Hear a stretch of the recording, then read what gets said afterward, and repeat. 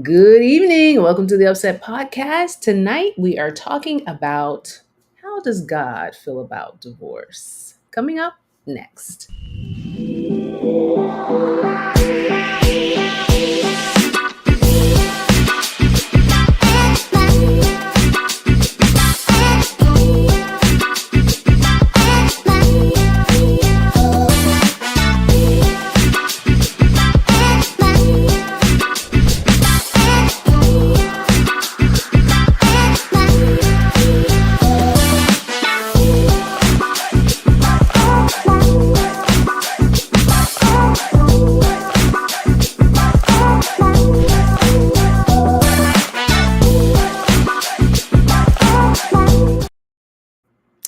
Hello, once again, welcome back to the Upset Podcast. We are so happy that you have tuned in on this Sunday evening, and I'm happy to have this gentleman right here Where my with friends me. at? I Hey, gotta tell Sally. you, I mean, we barely make a we. W.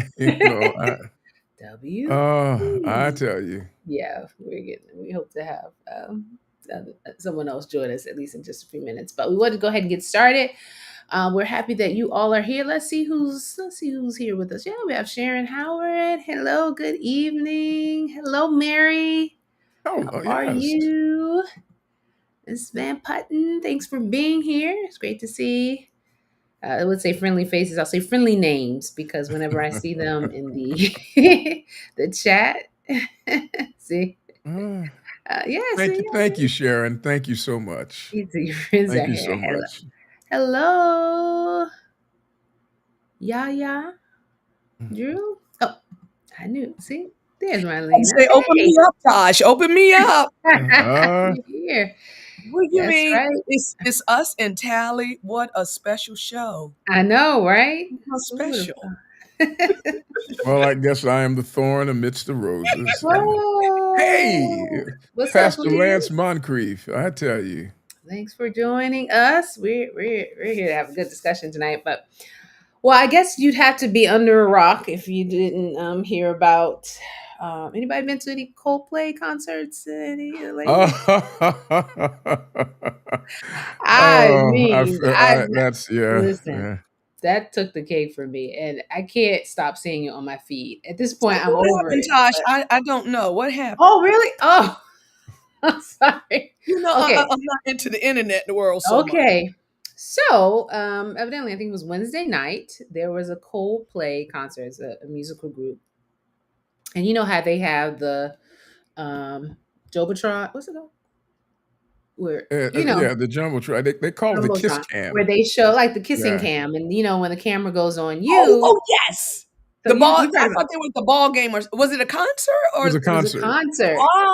and Yeah. then So, dude but was there've with been all kinds of his spoofs of it mistress. after. I Yeah. think it was a mistress. Yeah. So yeah, so the CEO of this company, Astronomer, he it's like you can't make this stuff up. Like it was so, and I hate that it's funny because these are people's real lives, and having this affair kind of exposed in that way, and Mm-mm. what really is funny to me is the internet sleuths, as they say, who are going around. Who was the lady that was beside her that knew? That like she knew, and then they found Yeah, her. yeah, Like yeah. everybody was just doing their research. They found the wife. They were leaving comments on her page. What?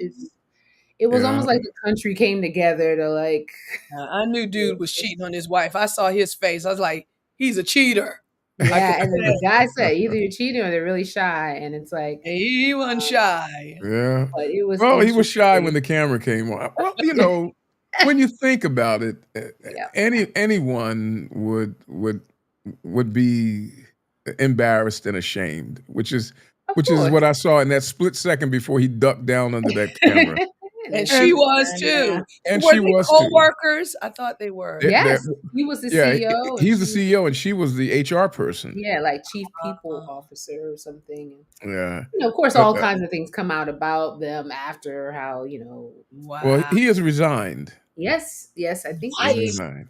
I Yeah. think he had no Man, you see? choice but to do that. He had no choice. Yeah. I mean, Yeah, a lot of Oh, companies, backed away from, nobody wanted to be associated with that company wow. with him being Your attached to it. sins So, will surely find you yep, out. that's what. yeah. You Yeah. least expect it, they Well, will. let Yeah, me ask this question: does anybody feel sorry for them? I feel sorry for the wife. Okay, I didn't ask that. and the husband, because the I'm wife, telling you, I felt sorry the for the woman was married as well, and their Yeah, they were children. both married. I Yeah, feel bad that I they're feel. getting Yeah, the.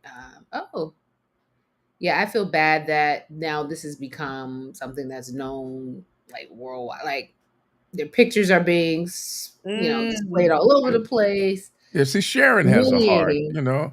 I mean, even if people are dead wrong when they are Yeah. exposed to that level of humiliation, Yeah, I you feel know, bad. you Some feel of us, badly for them.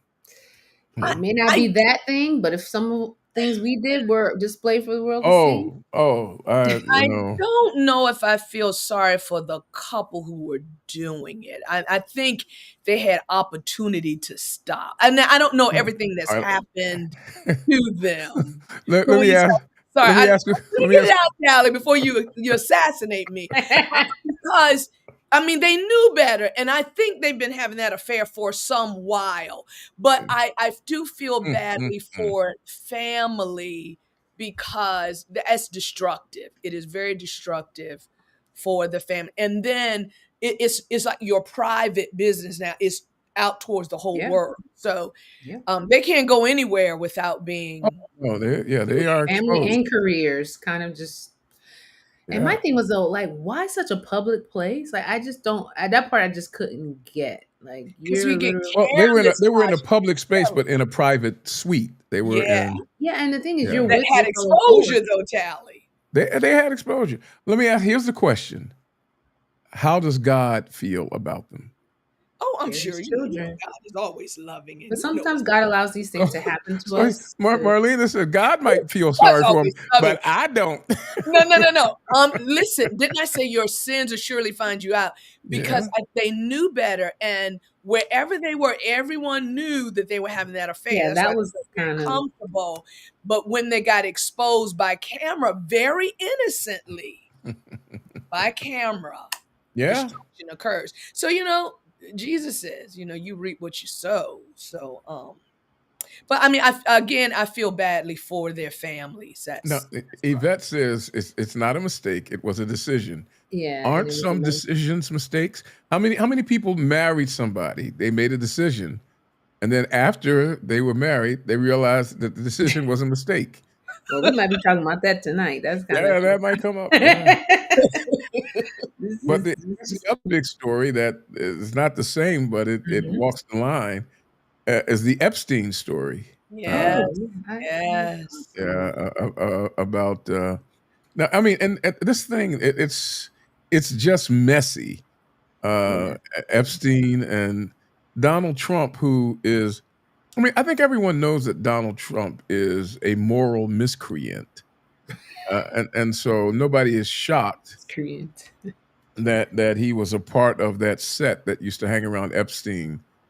But I guess what people are shocked about is the fact that he seems to be scraping the bottom of the barrel for lies to cover for himself. Mm. Oh, it's something in those records that Oh yeah, indicate I mean, Trump for sure.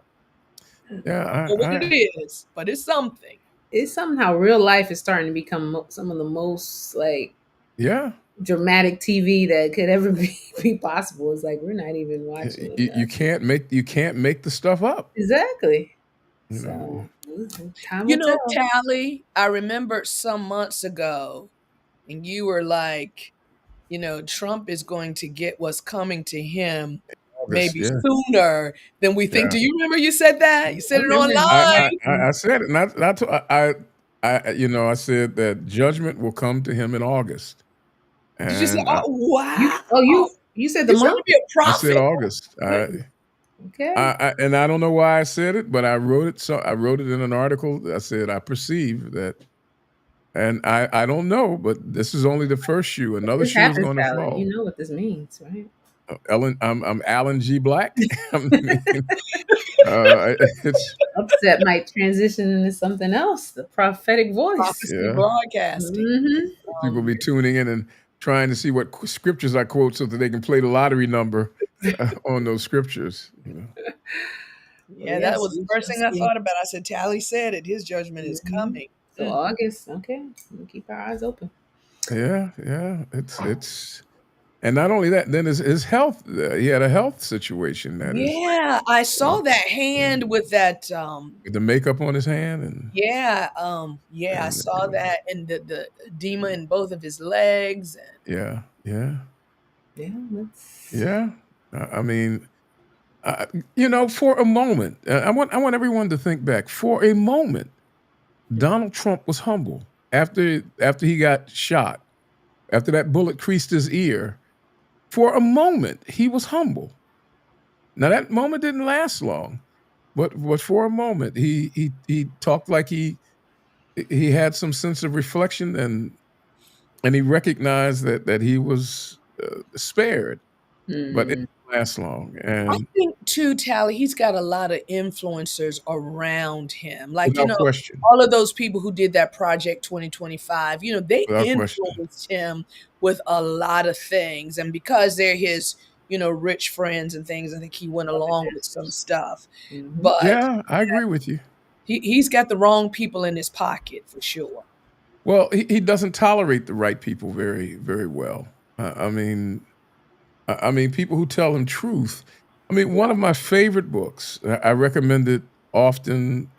It's a book by Scott Peck called "People of the Lie," Mm. and he talks about the pathology of human evil is connected to the need to tell and support lies. You know, Wow. Mm, when Jesus said that you are your father, the devil, he was a liar from the beginning. Mm-hmm. I mean, because that is the way you deceive. That is the way you trick. You lie and then you cover it, and then you have to destroy those who would bring the light to bear upon you. But I mean, if mm, anybody just wants a good book, read that book, People of the Lie. People mm. of the Lie. And Peck is Yes. the last name of the author. Okay. Scott People. Peck. Yeah, he wrote another book everybody knows called The Road Less Traveled. Yeah. Yeah, I But was wondering why the name sounded familiar. Yeah, okay. yeah, but Yeah. People of the Lie was a better book, I Wow. think. People Mm. of the Lie. Okay. I'm going to look that one up. Yeah. All right, guys. Well, we want to go ahead and transition now into our topic. Dun, We dun, dun, introduced it a dun. little earlier, but this is I a can't believe topic. there's so few of us tonight on this topic. Yeah, Yeah. because this is something that we've kind of dibbled and dabbled with, but tonight we're going all in. And we're inviting our audience to be a part of this discussion as well. But for now, Tally's going to go ahead and introduce it. Forrest, go ahead. Well, I'm wondering as to what rationale is behind me introducing this topic. Oh, I don't know. What could it possibly be? But Experience, maybe experience. could it be? Somebody said, "Oh, are they going to talk about being a swimsuit model?" No, it's not quite. It's that time of year again, ladies and gentlemen, boys and girls, and children of all assorted ages. And you know what time of year it is. It's that time of year when people come together to celebrate their love for one another. That's a nice pick.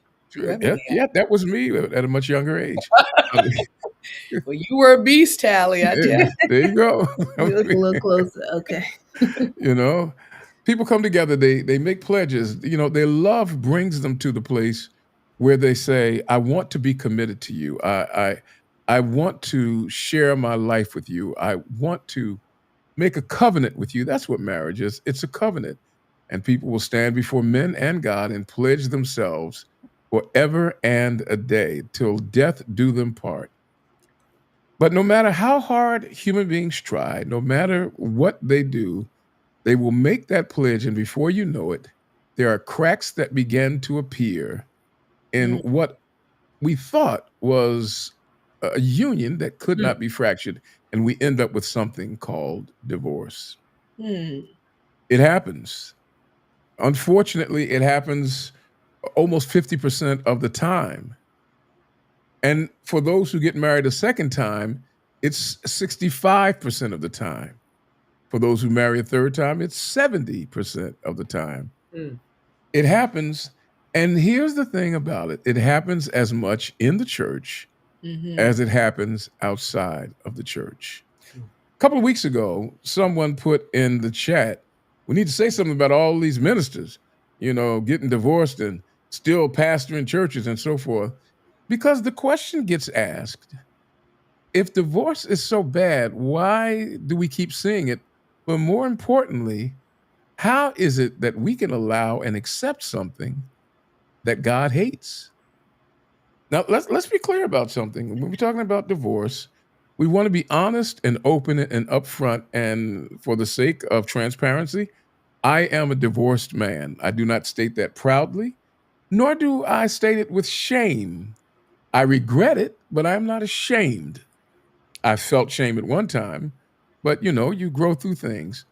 And many people will say, well, how can you still be a minister and Mhm. be divorced? Because God hates divorce. And let's be clear about something here. God does hate divorce. He says so. Malachi chapter 2 and verse 16. Tosh, can you read that one for us? I sure can. For the Lord God of Israel says that he hates divorce, for it covers one's garment with violence, says the Lord of hosts. That's straight out the Bible. I mean, that's not us making it up. That's right out of the book. And if you would, Marlena, if you can read the second passage, Jesus kind of echoes this thing in a lengthier fashion in Matthew chapter 19. Right? It says, for this reason, a man shall leave his father and mother and be joined to his wife, and the two shall become one flesh. So then they are no longer two, but one flesh. Therefore, what God has joined together, let not man separate. God put it together. Don't let it be separated. This is what God's intent is about marriage. I mean, look at this language here. It says he hates divorce. Mhm. That is not wishy-washy. That's not a matter of speculation. He hates divorce. And then this is almost a commandment. Don't let any man separate this. You look at that. God hates divorce. Don't separate it. You got to ask yourself, well, what is behind the strength of these feelings that God has about divorce? And let's take a look at this. Why does God hate divorce? Well, there are a couple of reasons, and we'll give you three, even though there may be more, but there are three for sure that we know. The first reason is that it mars the image of God. Mhm. Remember in the book of Genesis, it says, so God created man in his own image. In the image of God, he created him. Male and female, he created them. In other words, the image of God is not simply a man standing alone. Remember, Adam was in the garden, standing right next to God in the garden, had no bills to pay, had no problems. And God looked at Adam and said, you ain't right. He needed to have that woman next to him. And it was only after the woman was drawn out of the man and they were linked together that the image of God was reflected in maleness and femaleness coming together. That is the image of God. And divorce reverses that. Divorce undoes what God tried to do in creating his image. So it mars the image of God. But that's not all. Another reason that God hates divorce is because it creates imbalances of power that abuses and victimizes. It should be noted that in almost every passage of scripture that you look out regarding divorce and the laws concerning it, they are almost always directed to men Mm. because women did not have the power of Mhm. divorce. That's right. Men did. In Deuteronomy, you can put your wife away for this. In that passage we read earlier where it says God hates divorce, Malachi is talking to men. Mhm. And what happened was when a man divorced a woman, she could not own property on her own. She Mm. could not make a living on her own. The children then would be disinherited. Mm. We see this happening many times. The story of Jephthah is a story of disinheritedness, a disinherited man who so wants to be accepted that he makes a stupid and rash vow when he thinks he gets a chance to be accepted again. Divorce creates an imbalance of power that victimizes those who are considered weaker, and society rendered women and children the weakest. That's why in the Bible it talks about the widows and the fatherless or the orphans, because they were the weakest. And so when a person would divorce a woman, it would immediately create a situation like that. Well, we'll come back and talk about Abraham a little bit later and what he did with Hagar. Last but not least, and this is theological, it mitigates against our sanctification. Remember what Paul said in 1 Corinthians 7:7. He says, the unbelieving husband is sanctified through his wife. The unbelieving wife is sanctified through her believing husbands. Marriage has a sanctifying influence on your life. I want you to know right now, for those of you who've been praying, saying, Lord, give me strength in my life, give me patience, fill me with your spirit, and then your wife or your husband gets on your nerves, God is answering your prayers. Oh. Because, Andre, you heard that. Because marriage sanctifies us. I was married for 15 years. My former wife, who's a really decent human being and still is, the conflicts we had made me a better person. And if we had stuck it out, I probably would have been better because of that too. When you separate from your marriage, it makes it more difficult for God to have that sanctifying influence in your life, even though at times it may be necessary for you to separate. We can talk about that at a later time. It mars the image of God. It creates an imbalance of power that victimizes children and women or anyone who is weaker, and it mitigates against our sanctification. And for those reasons, God hates divorce. Well, somebody's saying, well, Tally, then now you made it clear. That's what we were saying. The minister shouldn't be running around if they divorce because God hates it. And how in the world are we going to accept the fact that we're embracing something or allowing something that God hates? But I just want you to think about it now. I want you to hold for just a second. Yeah, God hates divorce, but you need to recognize that he hates a lot of other stuff too. Uh-oh. You see, for those of you running around beating your pots and pans, talking about get rid of all the divorced people, in the book of Proverbs, God gives a list of things that he hates. Yeah. I'm sure if you are honest with yourself, that we're going to call your number in short order on this list. Haughty eyes. You have not seen more haughtiness than you have on a praise team. Uh-oh. Have Oh, mercy. They get up there and start talking about, I ain't letting nobody take my blessing. Yeah, no. A lying tongue. I'm not even going to, I ain't going to even waste your time trying to expound on that. Hands that shed innocent blood. Some of us say, well, we never killed anybody. He that hates his brother without cause is guilty of murder, Jesus said. Hearts that devise wicked schemes. I'd like to be in the hearts and minds of some people last night at about 7:30 or 8 o'clock when the sun was slowly sinking in the west and your mind was slowly rising about what kind of activities Saturday night was going to have for you. You know who you are. Feet that are quick to rush into evil. Can't make prayer meeting, but show me where the party at. I can get a false witness who pours out lies. And here's one. Nominating committee, board meeting, one who sows discord, conference constituency. Look, Sabbath dinner, Tally. Sabbath dinner, yeah. The preacher just preached. Yeah, I mean, you have a good helping of macaroni and cheese, and then after that, you start dissecting the members. God says he hates all of these things. He hates them all. However, I don't notice anybody saying, got to get rid of all the liars, got to get rid of all, got to get rid of all of the people who have a proud look and a haughty tongue. I mean, God hates a lot of things, but when God hates something in our lives, what does he do? Does he tell us, okay, you're disqualified? Oh, you did that? No, you lied? Oh, you're disqualified. Pastor Tally, grace. That's exactly right. Grace. God moves to redeem us when he sees something in us that he hates, and then to restore us when he sees something that he hates. So if that's the way God deals with things that he hates, divorce among them, he moves to redeem and restore. How can we, when we see divorce in our community, How can we act in trying to redeem and restore people rather than judge, condemn, and then evict? Well, the first thing is you admit that it's not the ideal. You know, this is the beginning of redemption when divorce comes. You have to say, God never intended it this way. Remember what Jesus said? He said, Moses permitted you to divorce your wife because of your hardness of heart, but it was not this way from the beginning. Take a look at that one, your hardness of heart. In other words, divorce is permitted because sometimes our Mm. hearts, being the way they are causing harm to others, Have mercy. or we're receiving harm from others.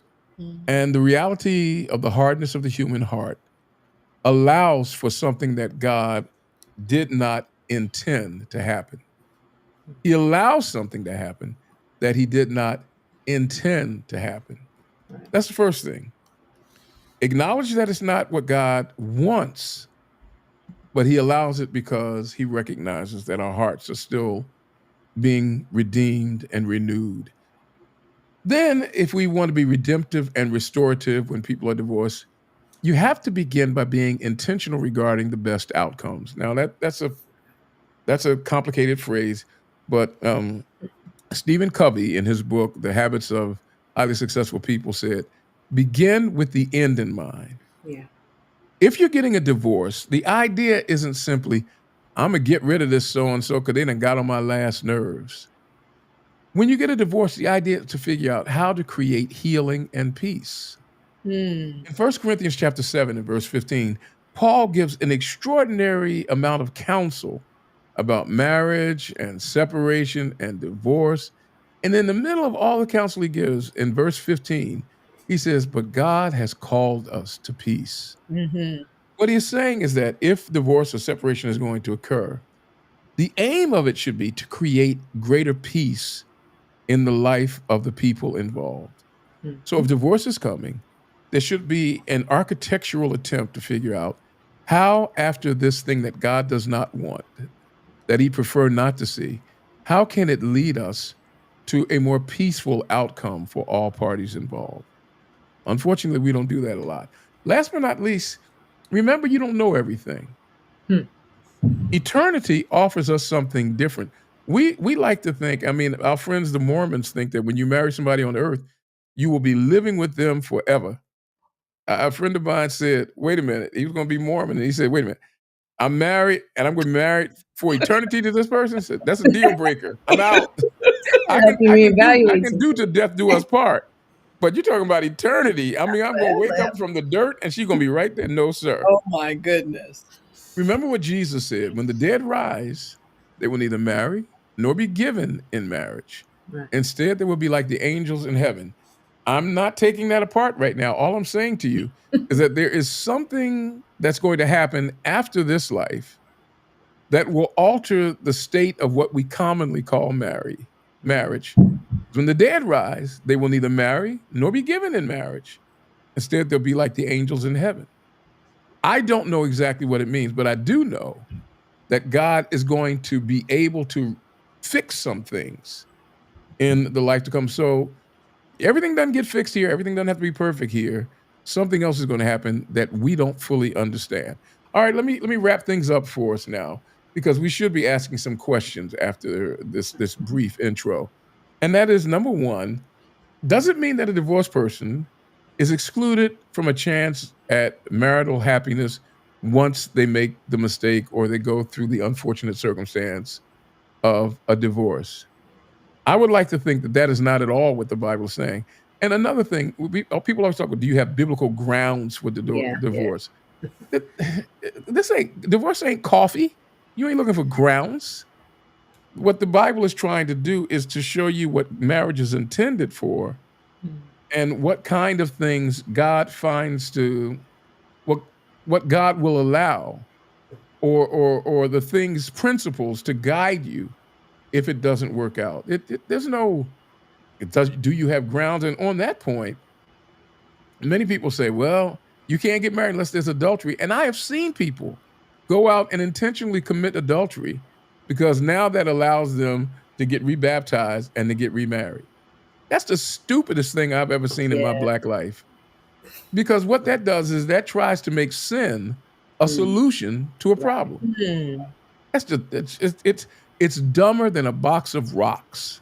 Mm. Okay, I'm supposed to be asking that as a question, and not Yeah, yeah. That's really Okay. presumptuous. So how can it be real repentance by being rebaptized?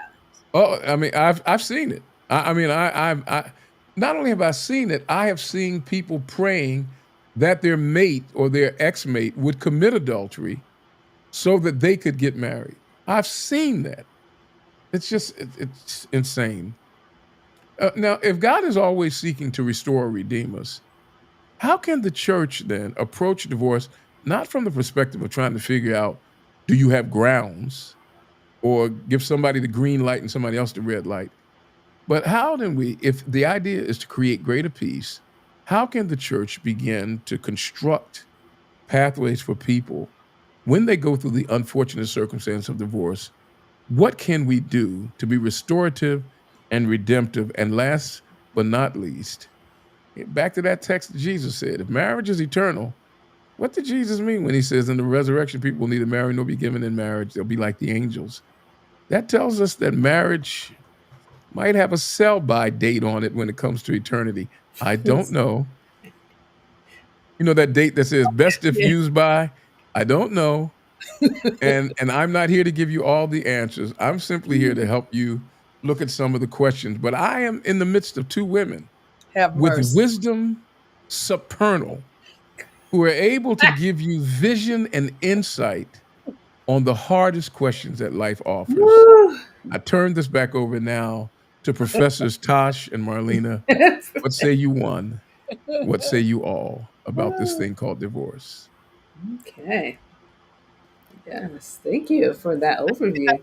I think the responses are just as difficult as the questions that you've asked. And I'm so grateful that God is always there with His grace to help us through it. I, like you, Tally, am divorced not by my own desire, but God set me free. Thank the Lord, because I was in a domestic violent relationship, but only my marriage experience was only 2 years and 10 months. So I don't have a lot of marriage experience, but I have Hmm. enough with a very bad experience to last a lifetime. Mm. And I can tell you that there were years of struggle, Tally, just as you were reading, when the scriptures doesn't seem to give me a reason to remarry.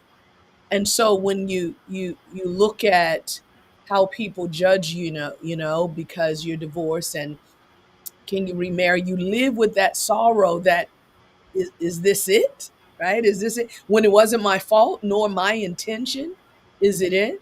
And so when you ask that question, I would say the answers are just as difficult. But I live from the grace of God, knowing that if He should bring someone, I think I'm okay. I think I'm okay in Christ Jesus to remarry. And then there are other situations out there, with many other people. We were talking about pastors and other church leaders. I remember I met a lady, she had been divorced twice. Men left her, she didn't leave them. And the church was so hard on her. They wouldn't let her serve. I mean, they really penalized her for something that had happened to her and not something that she did. And I very quickly told her to Mm. leave that church and to find another, because if you're around people who um, cannot have grace and mercy towards your pain, your situation, there's no compassion, and they see God just as a tyrant, do's and don't. That's not the place to be. I mean, there was no grace for her to minister. She couldn't do anything. So I find all of this very difficult, and that we must follow, the grace of God when we encounter it with other people. Hmm. Absolutely. And Yvette said something. Noticing that We had talked statement. about that. Not every marriage is God approved, and sometimes people enter into marriage without discernment. So, say you're in a situation where you knew that God did not ordain this union, but you went ahead and you did it anyway. Is divorce a get out of jail free card? No, Okay. Isn't that, it goes back to the scripture that Tally just said, that the sanctified woman or man sanctifies their partner. Mm. Yeah, the idea is to try to bring into your union the image of God. Anything less than working it through is failure. Failure is not fatal, but it is failure. I failed. I own that. I failed. It isn't fatal. I'm still alive and my life has moved on, but I bear the scars of the divorce. And the thing is that, when someone says, hey, look, and I've heard this before, God never brought us together. So if God didn't bring us together, This is then it's all right to put it asunder. yeah. Yeah. I can get out. Yeah. I mean, no, Yeah. that My bad, God. You know, and exit left. you pray and God say, "Do you, baby? Do you?" No, no. Yeah. One of the things I wanted to go back to that you mentioned from the scripture in terms of God saying, "Let not man separate." When I would hear that, especially in vows and during ceremonies, I always thought it was an outside person Hmm. that would infiltrate the marriage, as opposed to an individual, like Couple individuals in themselves. the marriage Yeah, choosing to separate.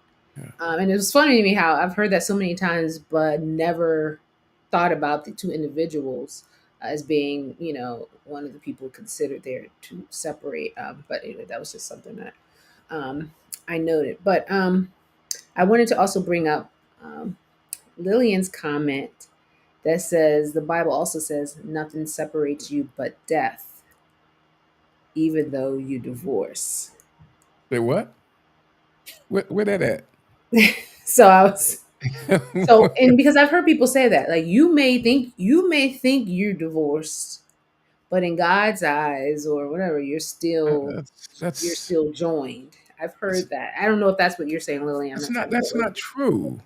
but that is something that. I mean, I know that people want to, especially people who are accustomed to living by law. It is easier to live by law. This is what the law says. This is what you got to do. But God, that is not true. I mean, when when when David had an illicit relationship with Bathsheba and then killed her husband, Hmm, did God then say, "Well, I don't know, Bathsheba and David, y'all can get together if you want to, but I'm here to tell you, I ain't gonna accept." No, I mean, the story of the Bible or the pathway of the Bible is how God tries to redeem us through our brokenness. mhm. And look at Abraham and Hagar. What a horrible story that is. Yeah, I mean, a horrible story. And there are times when people, Hagar moved on, and God said, "Let her go." yeah, I Yeah. mean, Because that was, again, the hardness of the heart. I mean, that was that the was. hardness of the human heart at work. You know. and when we think about like divorce, say, and this is a Christian podcast. We often talk about church culture, and as it relates to divorce, I've often seen divorce treated like the second scarlet letter. If someone is divorced, there's this label that we put on them. There's a Oh sense of yeah, yeah, judgment. yeah, Even as you mentioned, Marlene, we don't even feel they're qualified to lead because you were part of a failed relationship. So therefore, you offer no value Goodness. um, to the church. And I never quite understood why um, we dealt in those extremes. But I think you touched on it a little bit, Tyler, when he talks about the law. It's like if well, the law says it and you did it, then if God hates divorce, then He must hate you because you were part of this thing that God hates, and that's not how God operates. He hates divorce. He hates that people have to be yeah, separated, but He doesn't hate the people because He hates what happens when divorce happens. yeah. Because as our Father, He doesn't want to see us go through that pain or to go through that strife and the things that come along with it. I think we need to make that distinction between God hating divorce and God hating divorcees. Yeah. Mhm. One person said that, there's only one thing worse than being from a broken marriage, and that is being in one. Mhm. And that happens quite a bit. And my friend and brother Lance asked a question. He said, are there examples of divorce in the Bible? Yes. Um, I'll give you a good one, and it's a horrible story. I mean, absolutely horrible. And most people probably don't think about this one. When David ran away from Saul to save his life, he went his own way and ended up marrying, anything that could walk and and chew gum at the same time. He ended up marrying six other women, seven other women, I think, six other women. His first wife, Michal, the daughter of Saul, was then taken back from David. That marriage was annulled. They had a divorce. Let's put it like it was. And then Michal married a man by the name of Paltiel. When David realized that the throne, there was a clear path to the throne, he told Abner, who was the general, he said, listen, we can make peace about this, but I want my first wife back again, who was married to Paltiel. Abner went and got Michal, dragging her out of her home with her kids. And her husband followed her, weeping behind her Mhm. until Abner threatened to kill him. Mm. One of the saddest stories that I've ever seen in the Bible. And people say, oh, that's love for you. That's love because it wasn't love. It was David needed her so that he could have a claim to the throne by being married to the daughter of the king. That's why he got her back. And so her husband Paltiel was still alive. David took her and made her his wife. That was a case of divorce. There were other cases. Look at the other part of his question, and how does God feel about it? I mean, I know God allowed it. Well, how He does he hated respond? Yeah. he hated it. He hated it. And after God hates something, he goes about the business of trying to redeem and restore. David messed that up even worse because Michal, who was now married to David, she had been wife number one. Now she's wife number seven with no children, which means she has no inheritance through David. Sees him dancing in the street with all of his glory showing underneath that linen robe. She gets in a fit of jealousy and says, you really made a spectacle of yourself, didn't you? When he was dancing before the ark. And everybody turns it into a religious discussion. What you got is a brokenhearted woman who is longing for the man that she cannot have, that she sacrificed her life for. And David says to her, yeah, I was dancing before all them women, and I'll do it even more. And just for that, I'll never touch you again. Condemned her to a loveless life Yeah. after stealing her from her husband. Oh my goodness. Mercy. I wanted to Go ahead. go. No, I was just gonna share Yvette's testimony, if you will, that she was treated horribly by the church after her divorce, even though it was from an extremely abusive and unfaithful spouse. So, and now she said she's married to the man that she should have married the first time. God is so good. So there's she feels that redemption on one end, but the fact that the church treated her so horribly, I think for me, I want I want to understand us a little bit better with why we feel like we need to demonize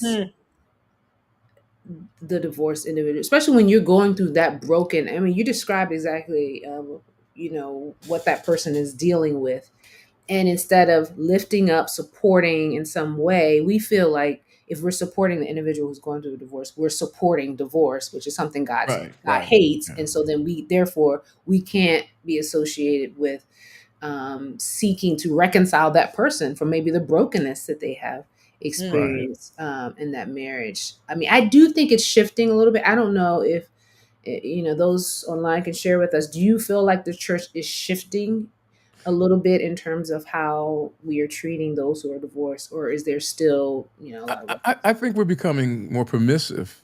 I don't think we're. I mean, it's like a pendulum. We swing too far one way and then we swing too far the other. Um, a church has the right to. Here's a lesson. When you get married, it's not between you and your husband Mm, or you and your wife. When you get married, you got to go to the city, to the Commonwealth, and say, "Can I get married?" It's mm, called a marriage license. If they don't give you one, you can't get married. You can do the psychedelic shack, but you can't get married. So you got to go to the court and say, "Can I get married?" And then those of us who have a religious background have to go to the church and say, "Will you marry us?" So marriage belongs to your community. Not to the whole church. Just a minute. Marriage belongs to your Not community. the whole oh church. yeah, here we go. Well, I mean, it is marriage is a community affair, and so as such, when people get unmarried, they've got to go back to the same process. It is acceptable for a church to make a statement about your marriage. The problem I have is that the church is not taking a redemptive, restorative approach. Mm, They've taken a punitive, judgmental approach.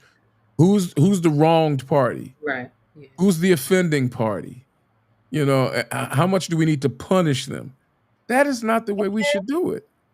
Excuse me, and taking sides. It has nothing to do with you. So why do you receive one and not the other? And it causes the Well, other half to leave because, you know, sometimes the other half ought to leave. I mean, the church has a right to make a statement. I'll give you a good example. I was who are you pastor. calling the church? That's my I'm question. talking about the corporate church, the community, the local worshiping church. community. Yeah, Okay. the covenant community of worshipers. There was a guy at one of my churches whose name shall not be mentioned. I got there and he started coming, and I didn't know who he was. I just knew he was coming, and he seemed to enjoy church. And I'm a young pastor. I enjoyed the fact that he enjoyed church. Next thing I know, he brings with him a young lady. She's very pleasant, very attractive young lady. They both are sitting together, and and then he says, "Pastor, we'd like to get married." And I said, "Oh, that would be great." I mean, I thought it would be great. And I finally was talking to one of the elders. One of the elders said, "Pastor, I think you should know that man is the ex-husband of Sister so-and-so.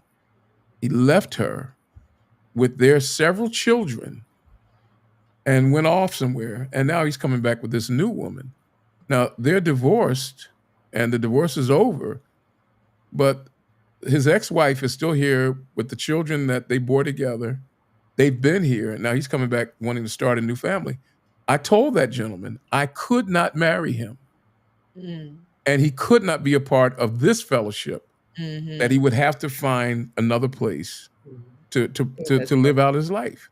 Mhm. The church has a right to say that, because remember what Paul says, "For God has made us to be at peace." Right. What works best for peace? His presence there was hurting his children and Yeah. his ex-wife. Yeah. No, that is true. That would not even been healthy, even for the new relationship to be in that environment. So it's They didn't care.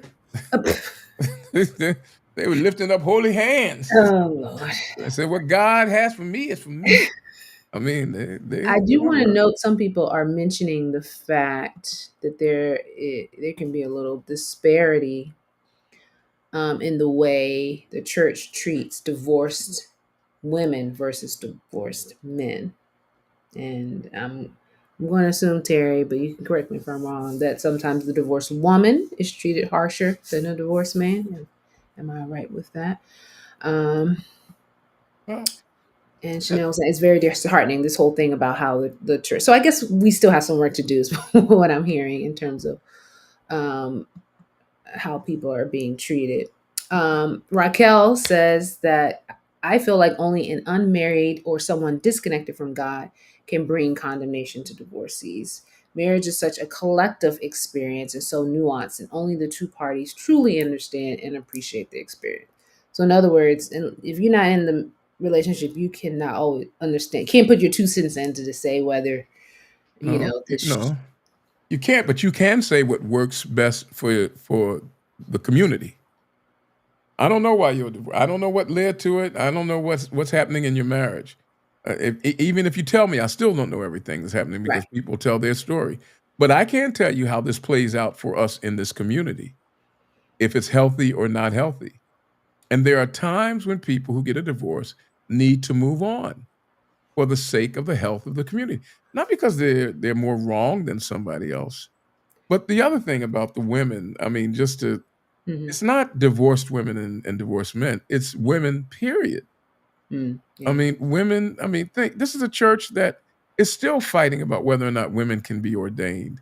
I mean, so women always have to deal with the ugly realities of the double standard that a man can go around and everybody knows that he is, getting horizontal with every sister that can sit up and take nourishment, and he's a good brother. And if a sister does that, she's got another name. I mean, that's we know that. Hey, Candy, how you doing, sis? Sexism. Yeah, Yeah. Now I wanted to, you all are both pastors. Sometimes, I'm retired. well, you've been one at some point in your life. And sometimes couples will come to the pastor for counsel and they lead with the question, should we get divorced? Right? Hmm. They come there with the D word on their lips. Yeah. And how do you navigate that? Because there was a time in church council where no matter how you felt, unless it was even sometimes when the abuse was taking place, Oh, God, I've seen pastors tell them, no, they would say you have to you stay have to together. You got stay to up work it together. out. That was the Work. counsel that they were given. Mm-mm-mm. Is that still what is being promoted? Is that still the course of action that? I don't think we can tell them what to do either way. I think that we help them to come to a conclusion on them for themselves. And I like what Tally says to live in peace. I have not been asked the question by any couple, should we divorce? Because if it was a violent relationship, they all know what I would say. And so um, I haven't had to make that decision. Mm-hmm. But just in counsel period, if because if you tell someone to stay and something happens, this is what the pastor told me to stay, right? Tell Mm-hmm. somebody to leave and that's not what they really wanted to do. Well, the pastor told me to leave, right? So we kind of help people figure it out Yeah. on their own. I've had I've had endless numbers of couples who've come before me. There's only one time that I remember saying, "Y'all need to figure out who's going to get the piano, who's going to get the couch, and who's going to see the kids on what weekend." It was toxic.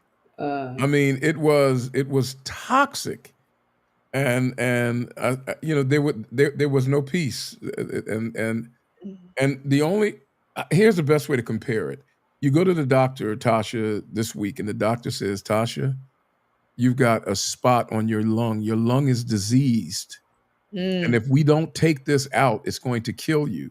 mm, Well, you got to get rid of a part of you that was intended to be with you till mm, death do you part.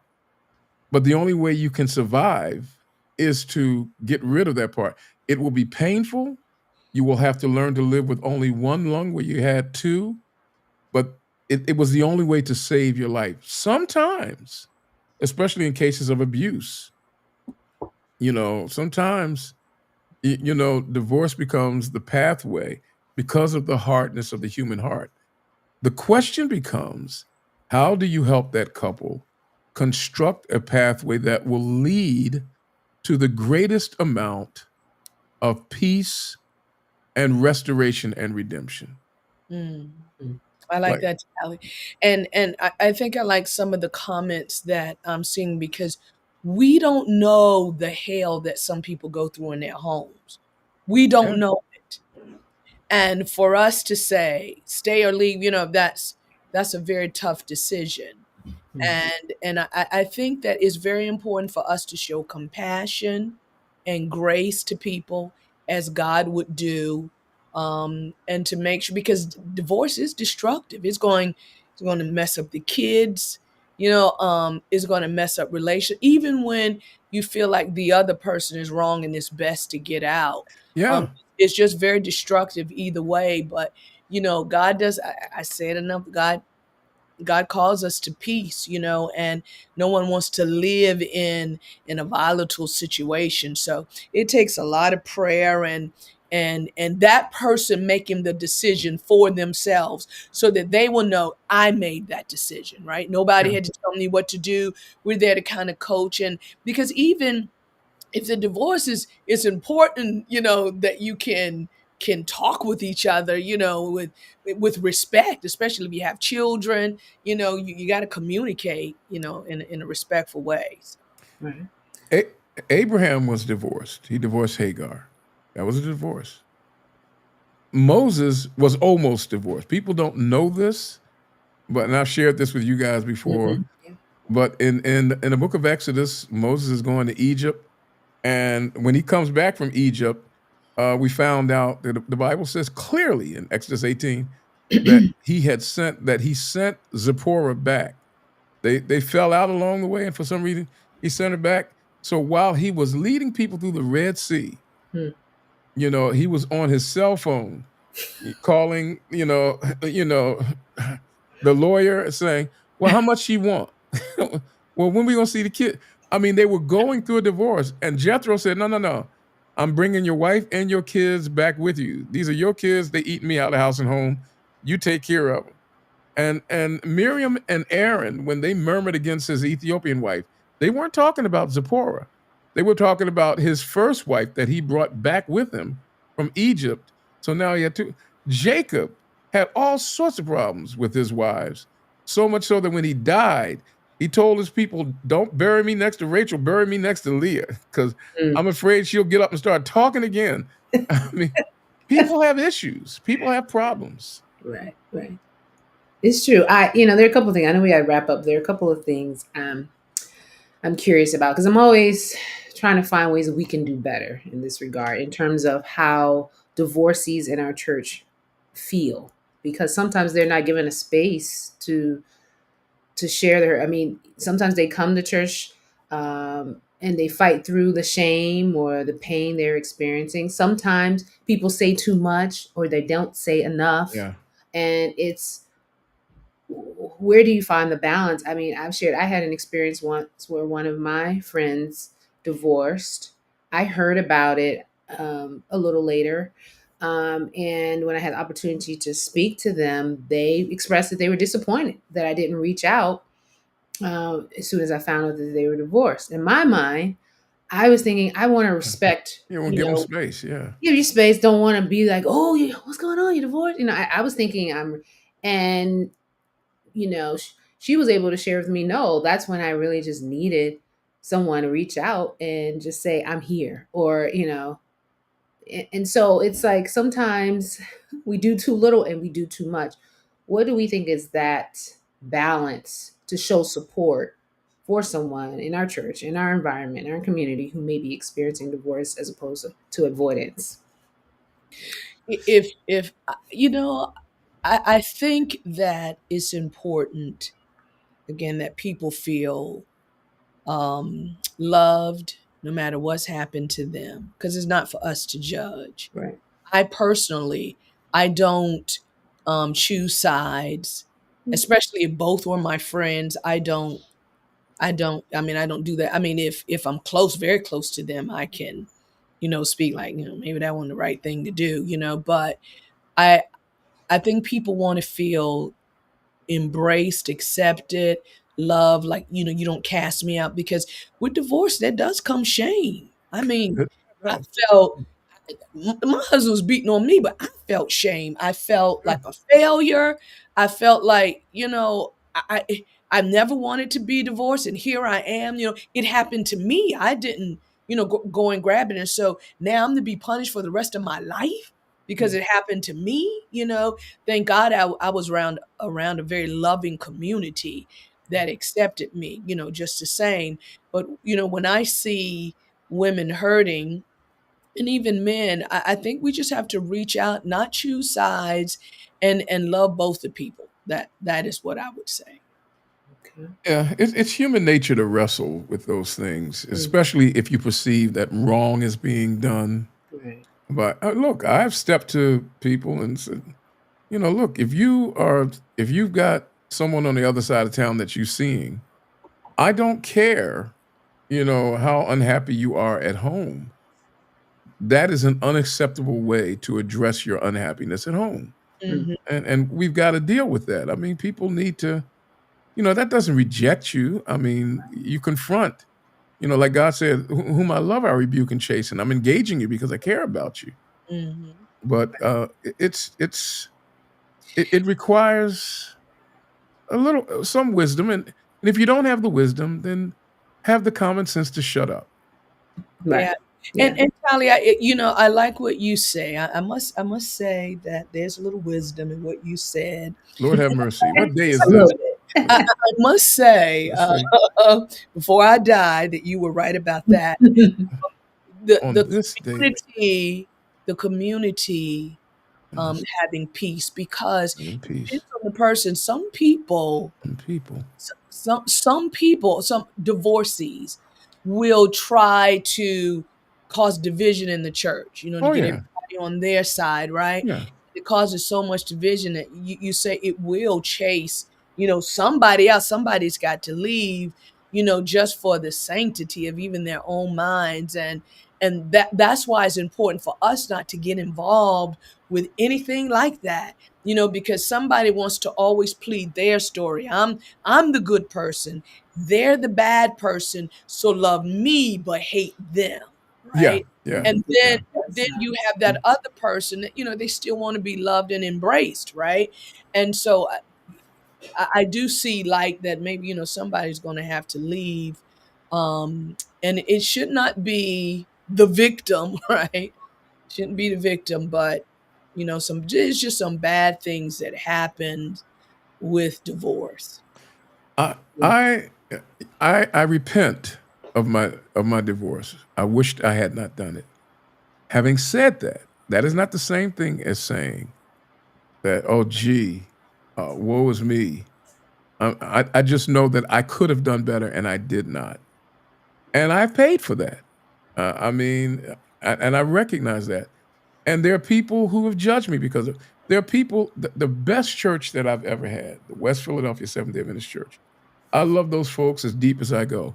There were people at that church who did not want me to be the pastor because I was divorced. They have a right to feel that way. But other people should teach our people you don't throw away broken things. You repair them, you Mm, restore them.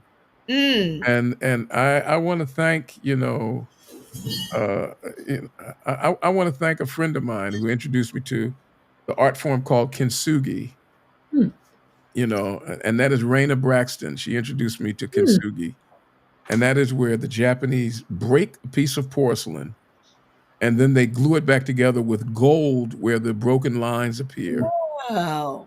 to show that there can be beauty in brokenness. Yes. Yes. The Bible is a story of Mm, beauty through Yeah. brokenness. Many stories. yeah. You Many know, stories. and Yes. Love so that. That's beautiful. yeah.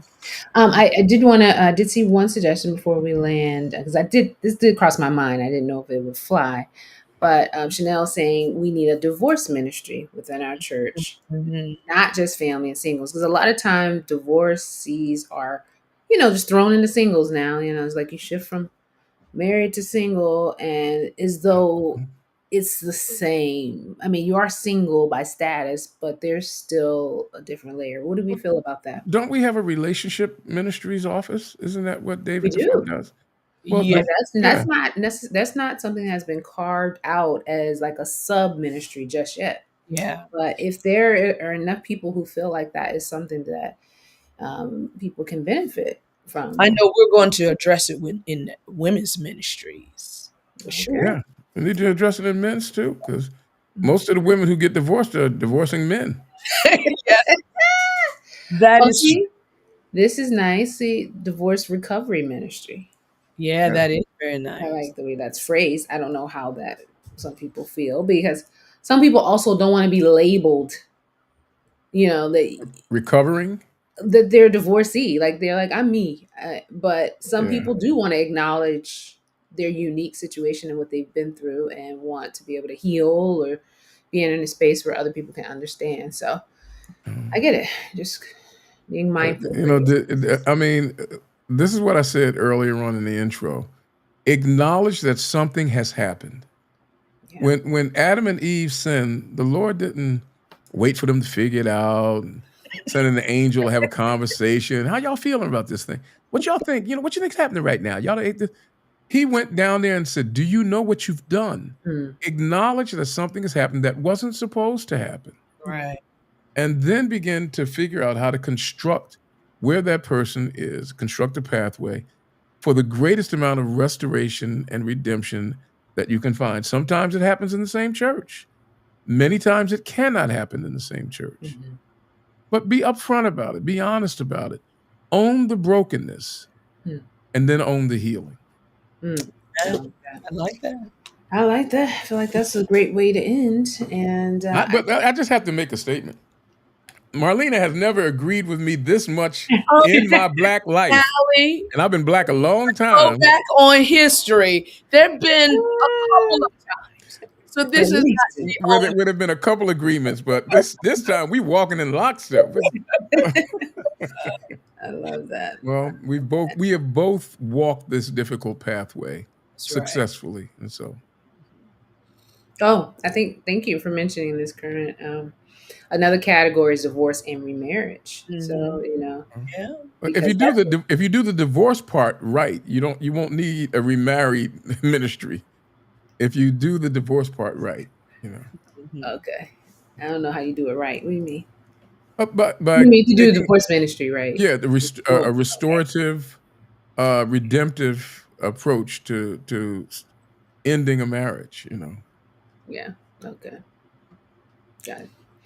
All right. Well, as always, we thank you all for being a part of this discussion. Our audience, you've been phenomenal. We appreciate you sharing your thoughts, your experiences. That helps the conversation become even richer. And so let's continue to have these. I mean, are we having these discussions in our local churches? Are we even talking about divorce? Do we feel like we can have this conversation openly with the church community? I Perfectionistic people don't talk about lack of perfection. yeah, And that's things that they consider sinful. They don't. Yeah, you know, you just don't yeah. talk about it. I just find that the more we talk about things, the more we create understanding, and the more we can work towards that peaceful, Yeah. respectful. And Tosh, they never know when it might happen to To them. them, yeah. Yes. Because it's not what you choose all the time, it's what's chosen for you. Yeah. And that's that therefore we must have compassion and grace. Great. You'd be looking at TV, enjoying yourself, and next thing you know, the kiss cam will show your mate. Oh my goodness.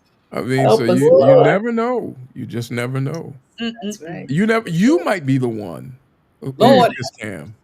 Mm, You know. Mm. say it. So We're not always a victim. Tell It's him, not Sally. so. Say it's not so. all the Yeah. best to you, Yvette. I'm glad that you got some benefit from this conversation. Yeah. Yes. Yeah. Yeah. All right. Yep. Well, Okay. thank you all, and we look forward to being with you again next week. I usually don't announce this, but I'm going to do it this time just because I'm Oh yeah. excited about the It's reason gonna why. be good. Yeah. We have excitement. So next week, I'm going to go ahead and let you guys know we're going to have a repeat show from. We're going to take you guys back. We're going to go to season 1. Just for some of you who are even watching the upset, we're going to share. Marlena and I, Tally, I mean, you could have come, but it's too late now. But Oh yeah. our communication conference, CamCon, we're celebrating 10 years of our communication conference. So we are going on a cruise because we believe in celebrating. Sailing by. So we'll be having our little conference on the Royal Caribbean. And we're looking forward to it. Marlena is going to be our Sabbath speaker. She took away And so, my yeah, we're going to vacation. have a good time. So that involves 2 Sundays. So we will not be live, just letting you guys know, but we will have a show Oh. here for you. And yes, just wanted to give you guys a heads up. Allie in charge. We're just praying that we don't want to see any news stories where they say we have the people on the boat, and if you do not give us money, we will not return them. Oh, we certainly pray that. That doesn't Yeah, No, please, please. Yeah. yeah, Yes. Yeah. We need to talk about it more. yeah, Yeah. yeah, Thank you. Thank you. yeah. Raquel, you were supposed to be with us. You were supposed to be with us, but we're going to let it go. All right. Thanks. Thanks, everyone. Thanks for joining us. We'll see you back here soon. Have a great week. Take care, everybody. Show one. kindness to everyone. Take care.